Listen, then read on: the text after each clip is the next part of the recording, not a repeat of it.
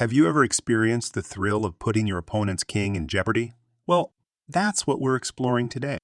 Check is a crucial concept in chess. It's the moment when your opponent's king is under attack. They must make a move to remove their king from harm's way.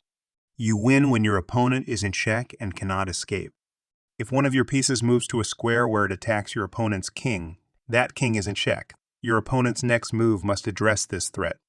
Let's take an example. Here, if your queen moves to a square that directly attacks your opponent's king, you've just put their king in check. Getting out of check is crucial. He can't make a move that doesn't get out of check. Your opponent must respond to the check, and they have 3 options. We will discuss those in the next video.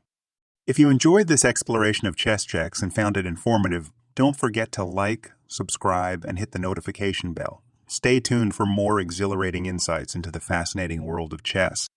Remember, every check is a step toward outwitting your opponent. See you in the next video.